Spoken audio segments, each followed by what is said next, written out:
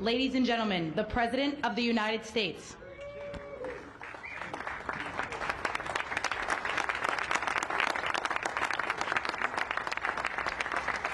Hello, everybody. Thank you very much. Thank you. What a friendly group this is. No Democrats are here, right?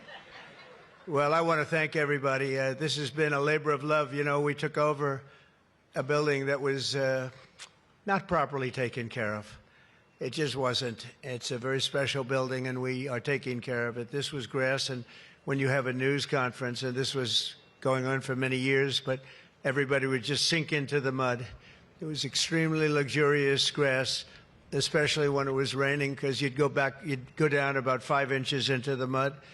And when we had a press conference here, all the press standing back there, they'd be cursing me. The women would be lifting up their shoes, saying, "You've destroyed my shoes. This is terrible." So we got a stone that's the exact same stone and color as the White House itself, because we wanted the friendly feeling of that light color. And it reflects the sun, and it keeps you cool even in the summer. And we've had press conferences. We finished it about a month ago. This is, as you see over here, the Presidential Walk of Fame. And we had this long wall with half windows because that used to be a swimming pool on the other side of the wall. That was the swimming pool where Jackie would say, "I hear women inside." Are women inside? Quite a famous, I'm not saying anything, this was a part of a movie. And the Secret Service said, "No, ma'am, there's no women inside, ma'am. I'm sorry, ma'am, you're going to have to move along. But I hear women inside." "No, ma'am, you'll have to move along, ma'am." So that was the famous swimming pool. Now it's even worse. It's for the media. They covered the pool up. They covered the pool up, and now it's for the media. And I think we have a small representative group. I don't think they allowed the rest of them. I can't believe it. What happened? They're all on the other side of the wall. Can you believe it?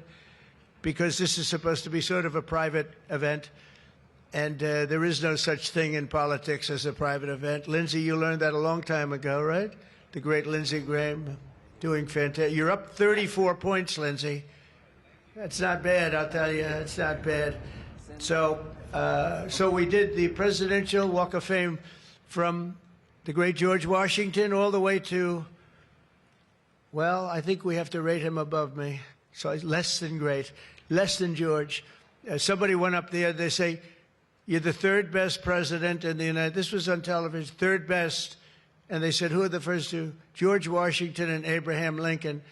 And I got extremely angry at this man. You know, you can't, it's going to be tough to beat, Mr. Senator. It's going to be, John, it's going to be very tough to beat Washington and Lincoln, but we're going to give it a try, right?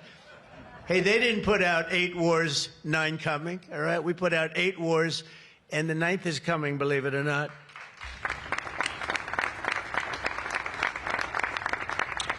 So I just want to say it's great to be with you. And when we're finished, later on, we're going to have a little quick lunch, and they do great food at the White House. And this is used sometimes for evening, where we've had some incredible people for the evening, and some of the big foreign leaders have been coming. And most excitingly, on the other side, you see the fence and the wall. We're building a world-class ballroom. You know, for 150 years, they've wanted a ballroom here. We don't have a ballroom. We have a little cocktail area, but we don't have a ballroom. The East Room, it's called, is a very small cocktail area. It holds about 88 people if it's tight. And I said, if I do this again, I'm going to get a ballroom built, and we're putting up our own money. The government is paying for nothing.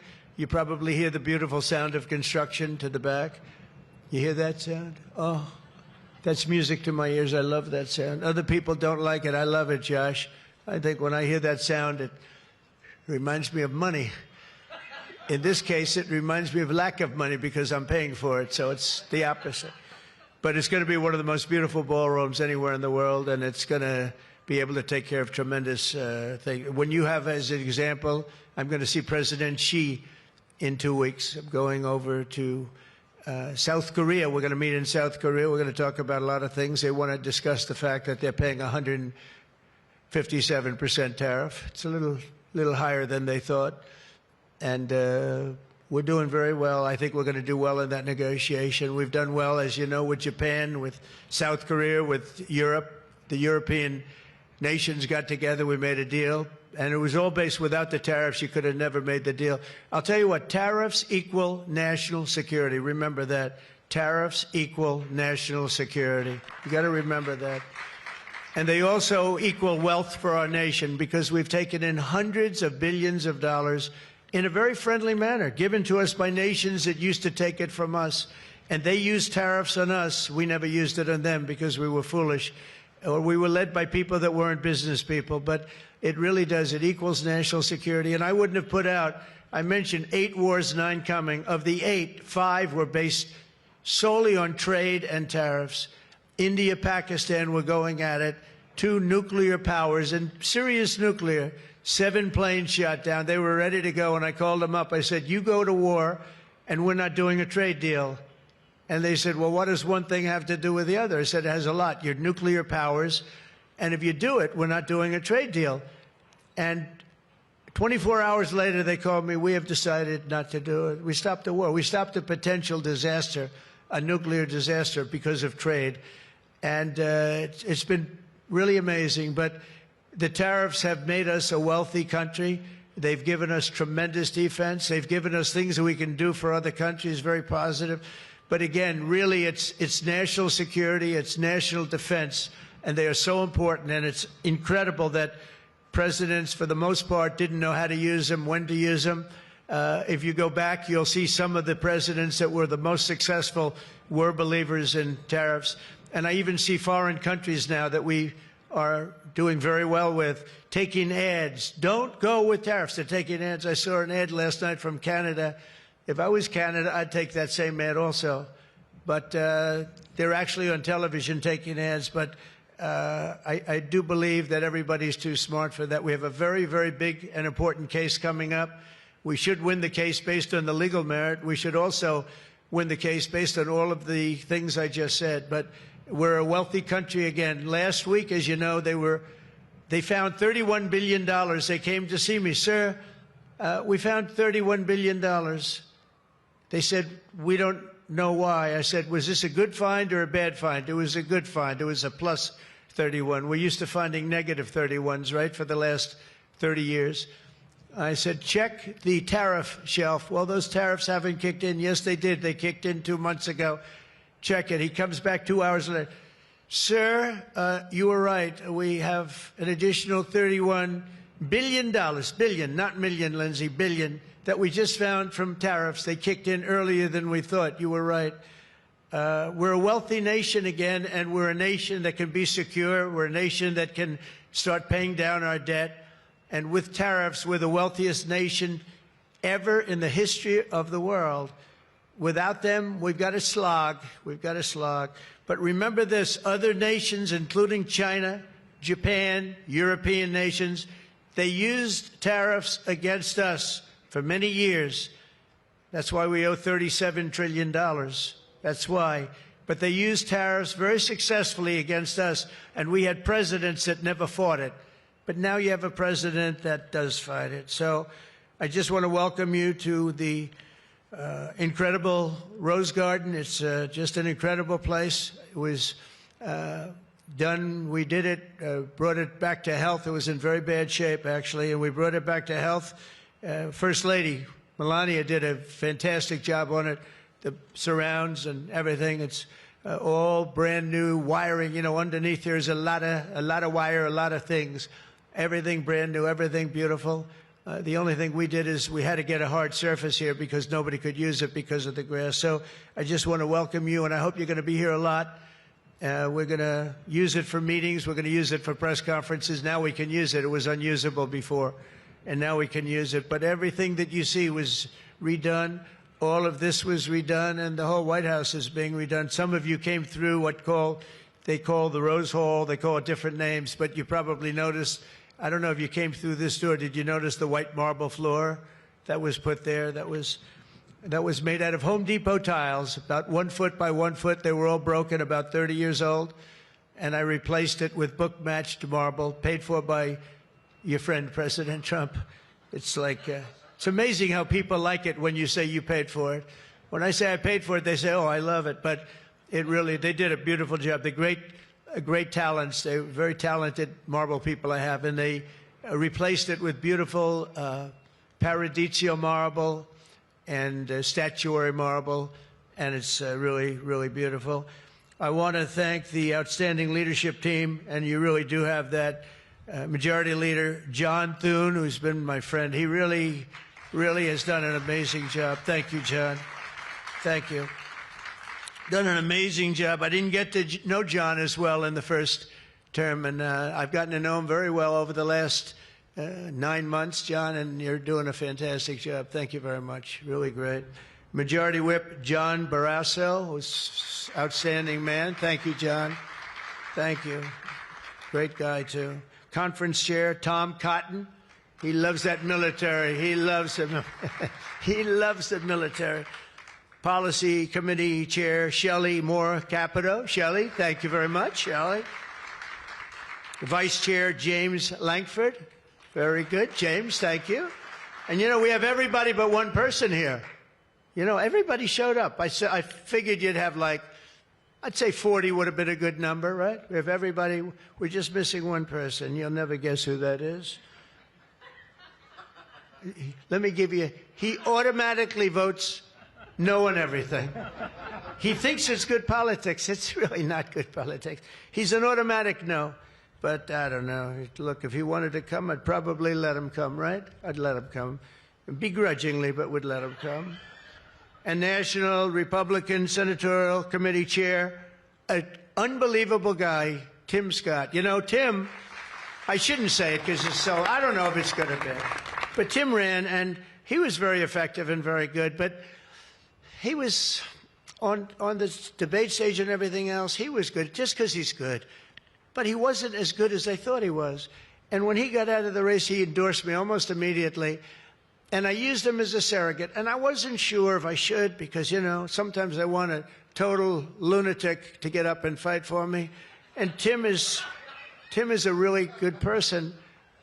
So I wasn't sure. And I put him on the stage, and he ripped the heart out of everybody. He was so brutal. He was so unbelievable. It turned out to be absolutely one of my best surrogates, and it includes a lot of you people that were here. You were all surrogates. But Tim ripped these people apart. And after watching 2 or 3 times, then I wanted him all the time, right, Susie? I said, I want Tim Scott, get up there. But he was so good, and I said to him, Tim, when you fought for yourself, you were much different. When you fought for me, you were a tiger. You were like unstoppable. You were, really was. You all saw that. What's the difference? He said, I've never liked selling myself, and I love selling somebody that I really do believe in. I really believe in you, and I just felt that way. And it was so nice the way he expressed it. And I want to tell you, you are a champion. You are a winner, and congratulations. Thank you very much. I never love telling that story because I'm not sure if it's a good or a bad story, but I'm telling you, you are an amazing guy, and you fought for me so hard, and I really appreciate it. You got to be my #1 choice, Tim, so something happened. I appreciate it. And you're doing great doing what you're doing right now. I also want to thank the entire Senate Republican Conference for your tremendous work on confirmations. Boy, did we have a couple of weeks, huh? We had some, I signed like 150 of them, and I didn't use an auto pen, by the way. I signed. You know, when you're signing these important, like a general getting approved from 3-star to 4-star and all of these different things and big confirmations and, you know, big stuff, you really have an obligation to actually sign it, I think. You probably noticed right there, number 46, we put up, right? We put up a little bit of an auto pen. We have 46. We have 45. We have 47. It's very interesting. Yeah, 46 is an auto pen. It's up there. It stays up there. People like it. It's probably going to stay up there for a long time. And I know you're looking into that. And by the way, the auto pen person said he never spoke to Biden. He worked the auto pen. You're not allowed to do that. So if you're looking at anything, just remember it. And remember, they treated us very badly. They treated us very, very badly. So I think you're allowed to just report the truth, including the confirming of my cabinet much faster than first time. I mean, we went so fast, and I give John Thune and all of you credit for that. It was amazing. All of a sudden, I was calling John, I've got to get him approved. come on, John, because I was getting like one every 2 weeks. And I have people, they left their job and they left everything, and it looked like they were, all of a sudden, it was like an avalanche. They walked in, James and James, my double James, I call them. They walk in and they had like so many of them. I said, you got to be kidding. Is this like, are you for real, right, James? John Thune did his job, and you got them all done, and you have all those people out there working now, and instead of being very upset with the fact that we couldn't get them approved quickly. So I really appreciate it. You used a method that I wish you could use on U.S. attorneys. I have 10 U.S. attorneys who are phenomenal, phenomenal. A Harvard, a Yale, a this, a that, all top. And the problem is they're not going to ever be confirmed, I guess. I put them in. They'll be there for 3 or 4 months, whatever it's, and then they have to leave. Because anytime you have, as you know, anytime you have a Democrat senator, not even 2, just 1, they'll say because of the time we're in, we're not approving that person. We're not approving. They never do. They won't approve. And therefore, because of blue slip, I have to tell the person after 3 months, I'm sorry, you'll have to leave. And I put somebody else in. And I've had Democrat senators say the only one we'll ever approve is a Democrat. This is not constitutional, and I hope you can look at that blue slip thing, because I have 10 people that are phenomenal, and they're going to have to leave office, highly educated, top of their class, everything, and they're going to have a mark on their career that they were a U.S. attorney for 3 months or 4 months, and then they had to leave. And that's so unfair. It's unfair to the public, because the public voted for me in a landslide, and I'm supposed to be picking the U.S. attorneys. And this goes for judges also. But actually more so even for the U.S. attorney with the blue slip. So I have these phenomenal people, many of them young, but truly fantastic people. And they're wondering what's going to happen in another 3, 4, 5 weeks. They're going to have to leave office. I think it's a shame, and I hope you can do something about it, because I'd like to tell those people, we put you there, and you're not going to have on your resume for the rest of your life, you were there for 4 weeks or 6 weeks, and you left like you got canned.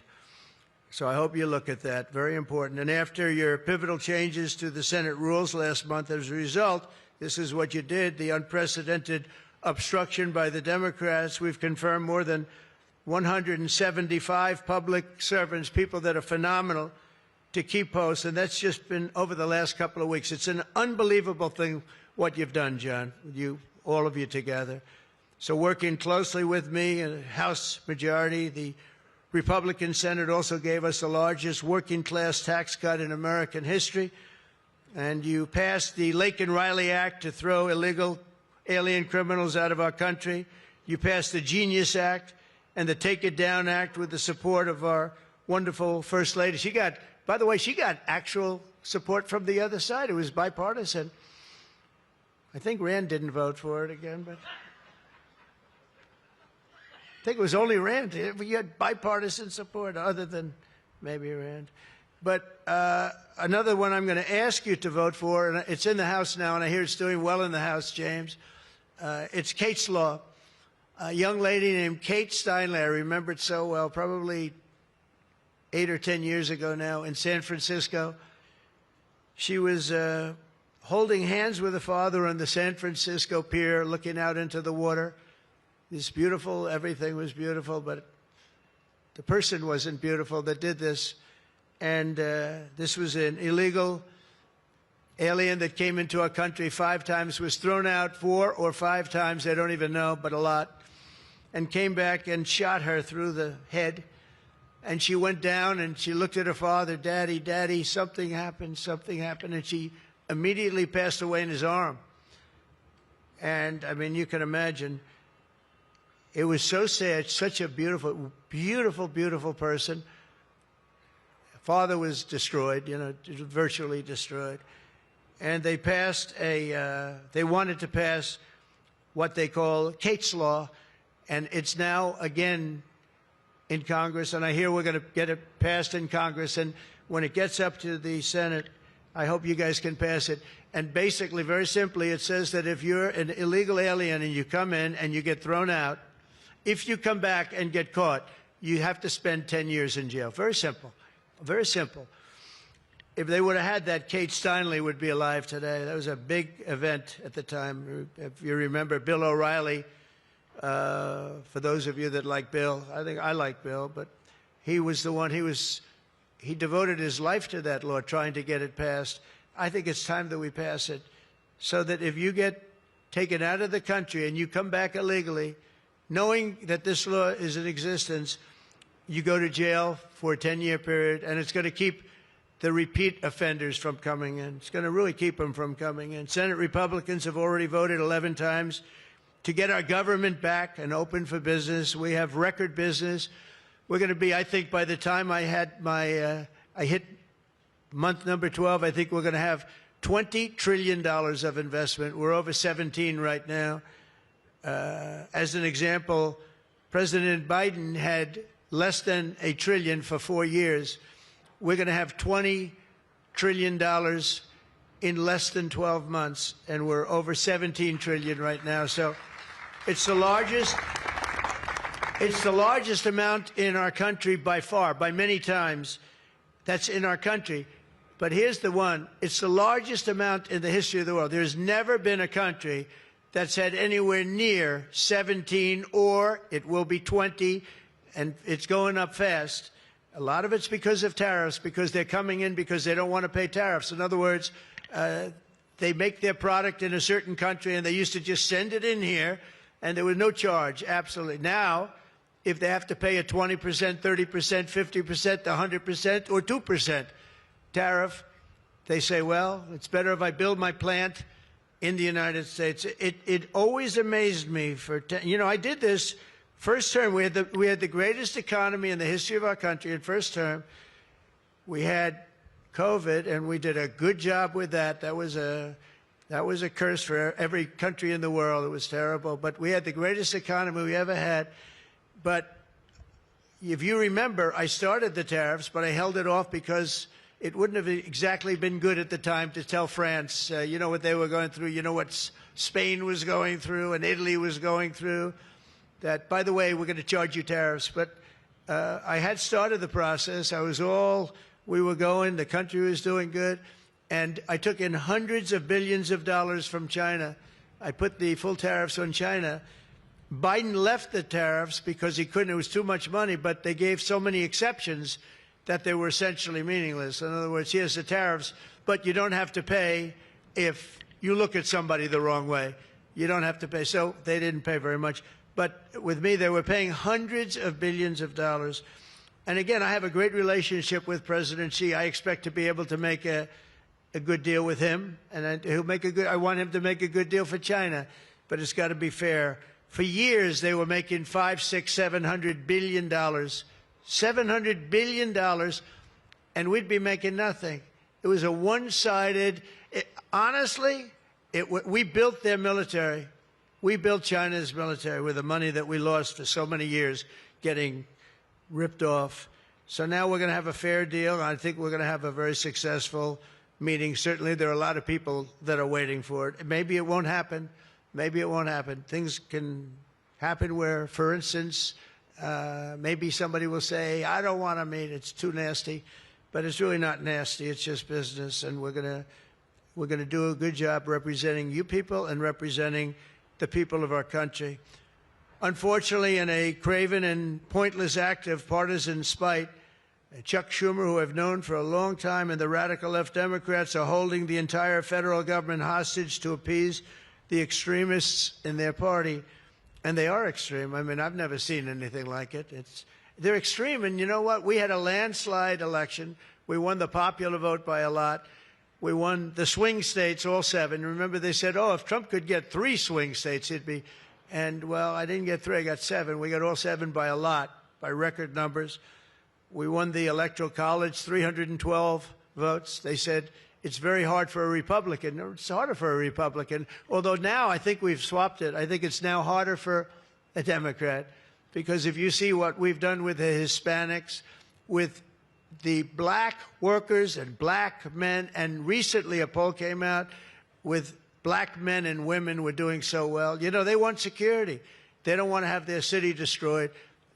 Women in Chicago, beautiful black women walking around with red MAGA hats because they don't want to be mugged and shot and everything else. And then you see a Democrat get up and tell you how safe it is in Chicago. Do you know they've had, in a fairly short period of time, 4,000 murders?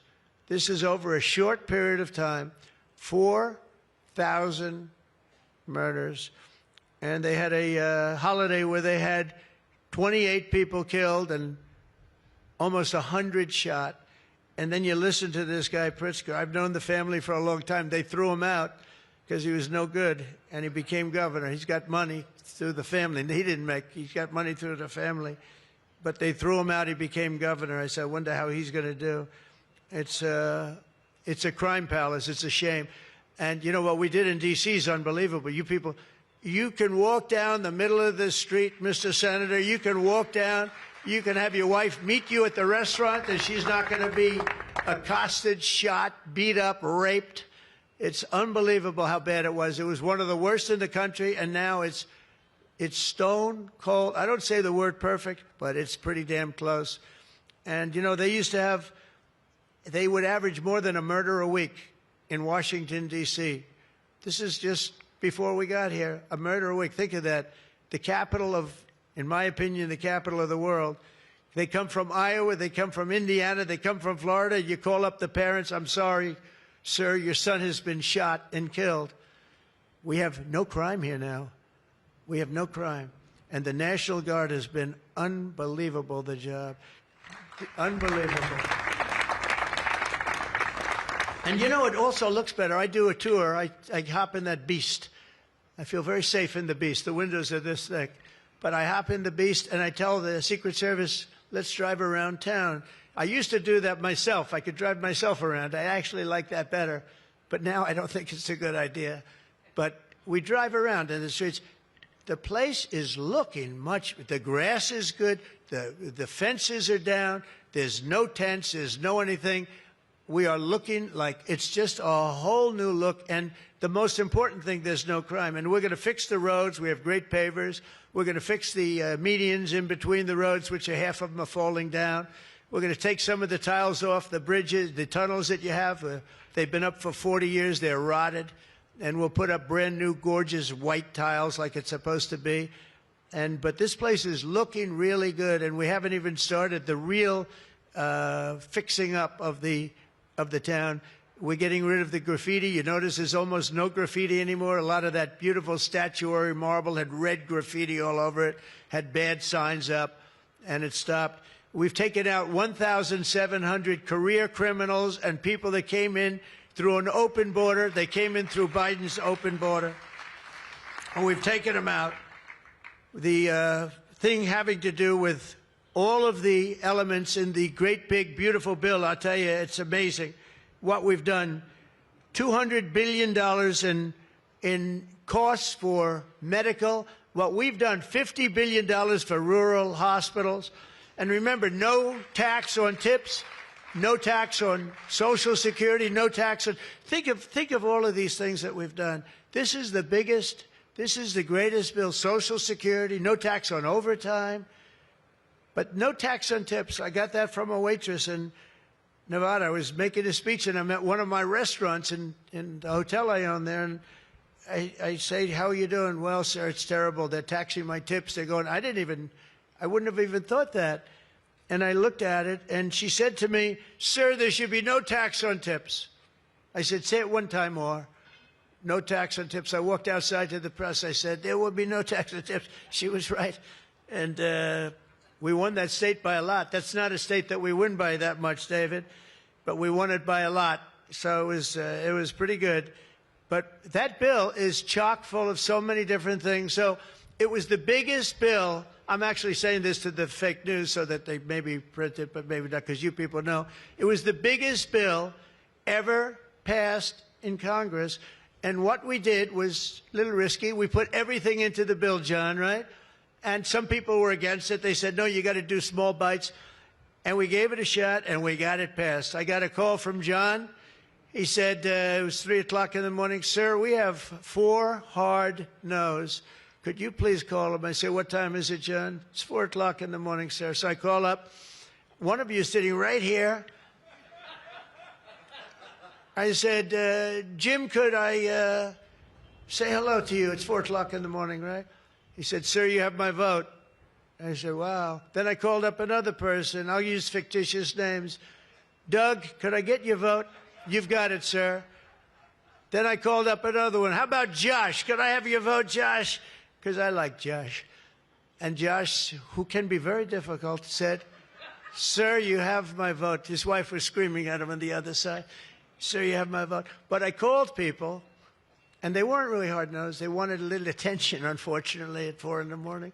Sometimes I like the ones that don't like the attention, but we'll take it anywhere we can. And we got it passed, right, John?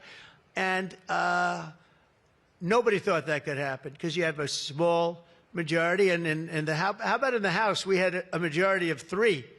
We actually went down after that for a period of about 2 months. We went down to a majority in the House of 1. And I kept saying, you know, because I'll tell you, Mike Johnson's great. The team, these 2 teams, did you ever see 2 people more different? One's tall, one's slightly less tall. We want to be polite.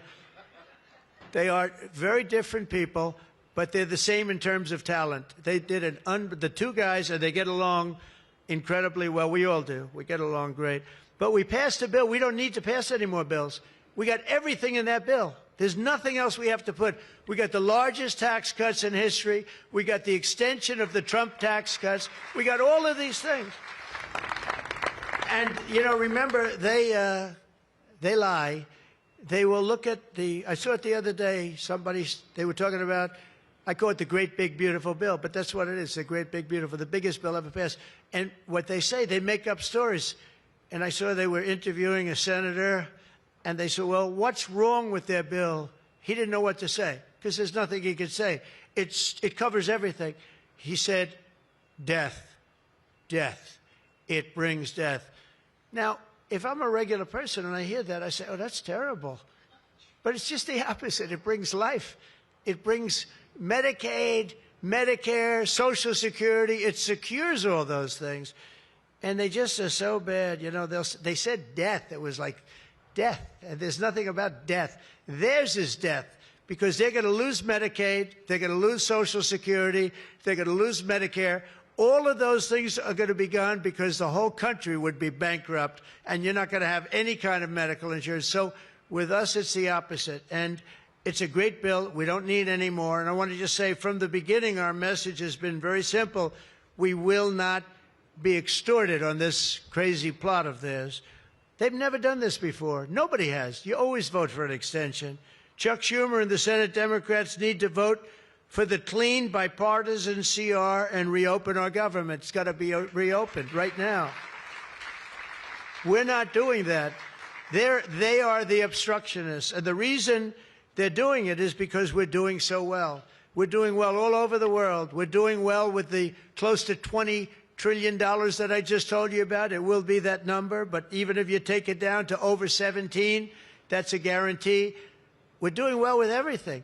Car plants are pouring back into our country. AI plants, we're leading. We're dominating China right now in AI. And I did something that I think you'd like because we have an old grid. It's a tired grid.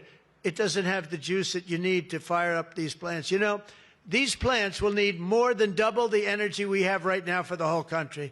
That's how big it is. And we can't do that. There's no way we can do that. China's building right now 52 power stations. But I did something better. I'm letting everybody build their own power plant so they'll become like an electric utility in addition to AI. But if they want to build their own plant and we get their approvals within less than a month, it used to take 5 years prior to rejection.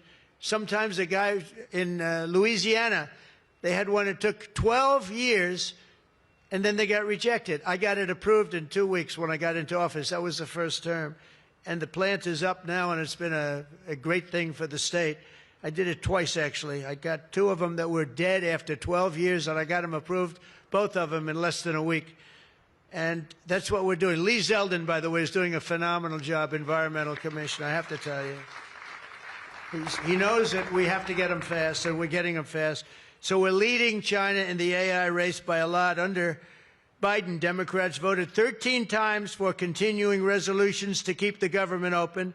And all we want is simply to ask them to do it once again. They always voted for it. They never voted against it. Nobody votes against it. But they do that, and they do. It's partially my fault. I mean, I'm watching you, and I'm looking at all these great faces that I've seen, really great people. I think with few exceptions, a couple of you I don't like that much, but with few exceptions, great people. And you look at what they do, and you look at the game they play, and it's a horrible game. And, you know, we have the hottest country ever. This is the hottest country anywhere in the world. And I say this, I'm sure you've heard me say it, but I was over in the Middle East, and the King of Saudi Arabia and others also said essentially the same thing. They said, you know, President, a year and a half ago, your country was dead. We never thought we'd see this. And right now, you have the hottest country anywhere in the world. We do. We have the hottest country anywhere in the world, which tells you about leadership, and that includes your leadership. So as you know, my door is always open to anyone. It's not like that AOC. How about her, where she said, she's talking about having rebellions and everything. She said, well, my door is always open. But she's not the leader. I'm sure the leaders felt very nicely about when she said her door is open. Who the hell wants to go into her door anyway? She doesn't know what the hell she's talking about. She's the one that started. You know, I remember, I'll never forget, she never took a course on the environment. And I watched her one day, and she was on television. She said, yes, our planet will be dead within 12 years. That was a long time ago. Our planet was supposed to be dead. Remember the 12-year theory? We were environmentally dead. Now, these people, they've got an agenda that nobody quite understands. The good news is they don't understand it either. They really have no idea. But the people do. The people understand. We're giving you the biggest tax cuts in history. All of these things, it all adds up that we should do fantastically well in the midterm. The only thing wrong with the midterms is that statistically, when you look, a president gets elected, and for some reason, and nobody, even the great John Thune, cannot explain to me, for some reason, even if he's a reasonably good president, and we've had success like nobody, but for some reason, you lose the midterms. I don't know why. I mean, the odds are tremendously against, like 92% or something. It doesn't make sense. If you have a great presidency, it only makes sense that you win the midterm. So there should be no reason for it. Somebody's going to explain there might be some dark, deep psychological reason where they want to vote the opposite way. I don't know what it is, but we have to win the midterms. Otherwise, all of the things that we've done, so many of them are going to be taken away by the radical left lunatics. I mean, we're going to end up with a communist mayor in New York. Can you believe it? A communist. Remember, I would always say, we will not have a socialist elected in our country. Remember, I'd say that all the time. And I was right. We skipped socialists. We got a communist elected. So I didn't tell a lie. I didn't tell a lie. I was right. We'll have a communist, not a socialist. But we've already seen the impacts of the dangerous game that they're playing. Democrats are causing delays in our air traffic control system. So important. We wouldn't have had, you know, there's Pete Buttigieg. He spent billions of dollars on fixing the air traffic control that used copper wire going into glass wire. Any union electrician here or any non-union electrician would say you can't hook copper into glass. It doesn't work. They spent billions of dollars. They turned on the system, and it was stone cold blank. We're getting a brand new system. We have bids out now. We have 3 great companies bidding. And I want one bid. Sean Duffy's doing terrifically. I want one bid. I want just bid, and they're responsible for everything. Not where they had like 1,000 contractors. Every contractor, they were all running around. In the end, if one of them does a bad job, we want to be able to blame somebody, and it's going to be one of the very big companies because there's a lot of interest in it. So the air traffic control system is going to be rebuilt. Over 1 million federal workers right now, as you know, are going unpaid. That's the Democrats' fault. And children, tourists, unable to visit the museums in Washington, D.C., that we now have beautiful, safe streets, but we don't have the museums open. We should probably just open them. But we are doing things that nobody's ever done, nobody's ever seen. So all of this and the pain that the Democrats have caused during this reckless and completely unnecessary affair, and you could call it the Schumer shutdown or the Democrat shutdown. You can call it whatever you want. And I will say this, that we have Darth Vader. You know Darth Vader, right? Darth Vader is a man who, I think he's sitting right. Is that Darth? Stand up, please, Darth Vader. Stand up. Does everybody know? They call him Darth Vader. I call him a fine man. But he's cutting Democrat priorities, and they're never going to get him back. And they've caused us, and they've really allowed us to do it. And by the way, thank you. You're doing a great job, I have to tell you. So really a great job. Because many of the things that they're cutting, like the New York project, $20 billion we're cutting it, they're not going to get it back. I mean, they're not going to get a lot of things back. They may not get it back. Maybe we'll talk to them about it. But they're losing all the things that they wanted. But many of the things that they wanted are things that we don't want, things that are just so bad for our country. And we're cutting those things out. So while they thought they were doing maybe bad, maybe indirectly they're doing good. The cynical comment that they've made all over the place, and all of their cynical remarks, proves beyond all doubt that Schumer is a calculating political partisan. But we knew that. But he's somebody that's in deep trouble. He's losing in all of the polls. He's even losing to AOC +3. Remember +3? What happened to the +3? Are they still around? I had one. I met when I was at the United Nations, I met the president of Somalia. And I said, I have somebody I'd like to give back to you. He said, no, thanks. We don't want her. He didn't want anything to do with her. But today I'm calling on every Senate Democrat to stop the madness, to let our country get back. In the greatest moment in the history of our country, in terms of wealth, in terms of job creation, and in terms of investment coming in, these guys go on strike. It's really a shame. So I'm asking them to be smart. It's not working. They're getting killed in the polls. The public understands what they're doing. They're doing the wrong thing. And with that, I just want to say welcome to the White House. When we're finished, they do a great job. When they're finished, we're going to all come in. It'll be a little crowded, but that's okay. Into the Oval Office, we'll talk a little bit, a couple of minutes. Got some interesting things. And I think I'd like to have, if I could, John come up and say a few words, and we can close it out. And by the way, this is an open mic. It's open to the world. I think they can hear me out on the street. If anybody wants to come up and say after John, say it. We're all friends, and you can speak your heart out. But we've got to get our government open, and the Democrats are trying to keep it closed. Thank you. John, please. Thank you, man. Thank you, sir. Well, Mr. President, thank you for having us. This is the 4th week of the Democrat shutdown, but we are all here today because your Republican team in the Senate is unified. This is now the longest full shutdown in history, but everybody here has voted now 11 different times to open up the government, and we are going to keep voting to open up the government, and eventually the Democrats, hopefully sooner or later, are going to come around. But, Mr. President, your agenda is the right one for this country. This is your team. We are your partners in achieving and implementing the agenda that you campaigned on and the American people voted for. And you just mentioned it has been a series of promises made and promises kept, whether it's national security, whether it's the border, whether it's the economy, taxes, regulations, energy, Trump newborn accounts, school choice. You look at what we've accomplished so far. It is a remarkable, remarkable team and a record of accomplishment that can't be matched. And I would argue, at least in my time here, but perhaps in all of history. So thank you for your leadership, and we will continue to be good partners and work with you to get the work done for the American people. And let's hope that the Democrats get wise and, starting perhaps even today, vote to reopen the government so we can get back to work for the American people. Mr. President, thank you for having us at your home. You have beautiful homes, and thank you for everything you're doing to make this such a beautiful place. This is America's house.